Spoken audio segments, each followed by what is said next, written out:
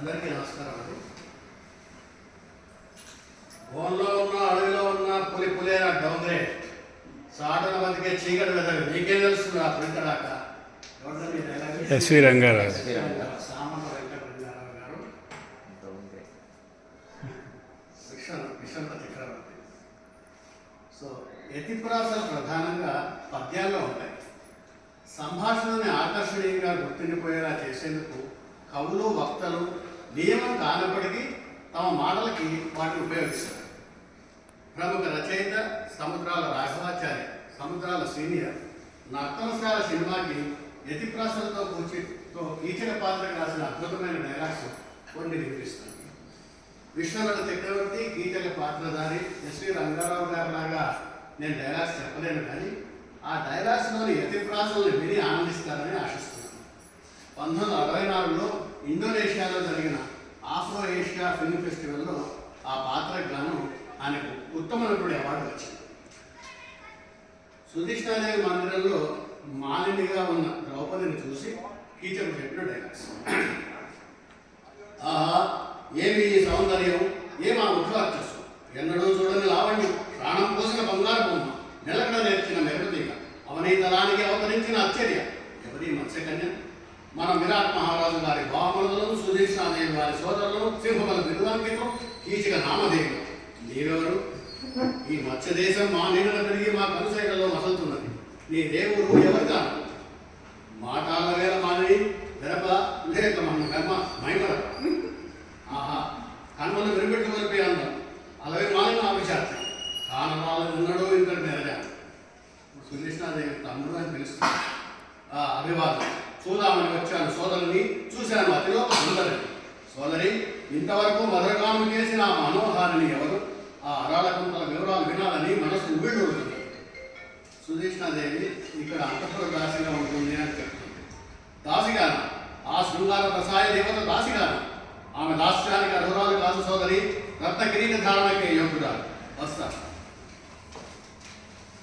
తర్వాత ఉత్తర కుమారుడు కీచకుడు బలలుడుగా ఉన్న భీముడిని చూపిస్తూ, ఇదిగో మాయ కన్నులుండిన మనీయమూర్తి, పాకశాస్త్రంలో పరాక్రమశాలి. వాగ్బాల మాటకేం కానీ ఆకారం మాత్రం భీకరంగానే ఉంది. ఆమె భర్తలు అమిత పరాక్రమవంతులు, ఎందుకైనా మంచిదని హెచ్చరిస్తున్నాను అంటాడు. భయం లేదనే వల్ల గంధర్వులే కాదు గగనతలమంతా ఏకమై వచ్చినా సరే చిటికలో వారిని జయించి ఈ సింహవరుడు ఆ సింగాన్ని చేపట్టే తీరుతాడు. ద్రౌపది కీచకుడితో, నేను అందరి ఫలాన్ని అంటాను, అందరి దాని కాబట్టి అదుపు చేస్తున్నాను. నా అందం చూసి నా పొందుపై వేసి కానుకలంపై కైమోడ్చి నా వెంటబడే కాంతామణులెందరినో కాదని కాదని నేను నీ అనురాగాన్ని అర్థిస్తున్నాను. నన్ను నిరాకరించు, నా ముచ్చట తీర్చు. నేను వివాహితుడు, 5 భర్తలకి అర్ధాంగి. 5 భర్తలకు అర్ధాంగిమైన నీవు ఆరోవానిగా నన్ను అంగీకరించలేవా, ఆనందపరచలేవా? తప్పులేదులే. సింహబల నిజం తెలియక నిప్పులో చెలగాట మాడుతున్నాను. నేను పతివ్రతున్నాను. పతివ్రత పరుల పంచన చేరి 10 మందికి ఊడిగం చేసే పరిచారికు నీవు పతివ్రతవేనా? ఏది చెప్పు. అనసూయవా, అరుంధతివా, చంద్రమతివా, దమయంతివా, సీతవా, లేక సావిత్రివా? అక్కడ సావిత్రి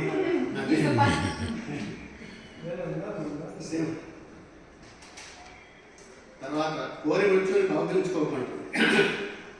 బెదిరిస్తున్నావా మధురాక్షి? నన్ను ఎదిరించి నిలబడగలిగిన వాడు ఈ మత్స్య దేశంలోనే లేడు. ఈ సింహపరుడు అంటే ఎవరనుకున్నావు? వైరి వీర కొంచెల యూథంబులకు సింహత్వం, నారీజన మంజుల హృదయాలకు మధుర స్వప్నం. మాలిని, వీడు పట్టిన పట్టు వీడు, నేను చేపట్టక మానడు. సుధీష్ణాదేవి, నీతో ముడిపడి ఉన్న అందమైన అతిథులు నీ కొలువులో చాలా మంది ఉన్నారు. ఒక పరిచారకుని కూడా పరువు కాదు. నా కొలువులోనిగానే కాదు, అమరేంద్రుడి కొలువులోని అతిథులైనా సరే ఆమె కాని కనుగొడికి సాగిలా. నీ హితబదులతో నా విరహబాధ క్షమించు.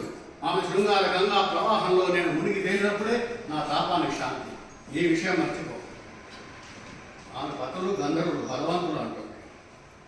గంధర్వులే కాదు, దేవతలంతా ఏకమై వచ్చినా సరే నన్ను నిర్జించలేరు, ఆమెను నా బాధ నుండి రక్షించడం లేదు. ఏమైనా సరే నువ్వు ఆమెను నా మందిరానికి పంపించే తీరా. నీ మనసు మార్చుకో అని ప్రాధేయపడుతుంది. అసంభవం. సూర్యుడు అస్తమించేలోగా ఆ సుందరి నా మందిరంలో ఉండాలి, లేదా ఈ మత్స్య మండలాన్ని మట్టిపాలు చేస్తాను.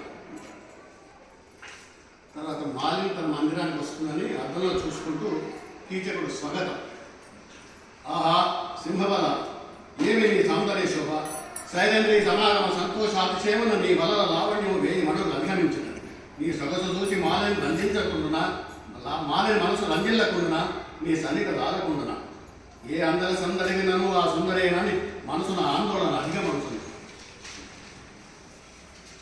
మధుపాత్రలో మాలిని కనిపించగా ఏమిది దేవి నీకే మనోహర హంసతులికాతను ఆయంతపరిచి వీక్షించుతుండ నీవి మధుపాత్రలో బసరుతుంటివా నేను అక్కడ దాగనివా నాలోనే దాచుకున్నా.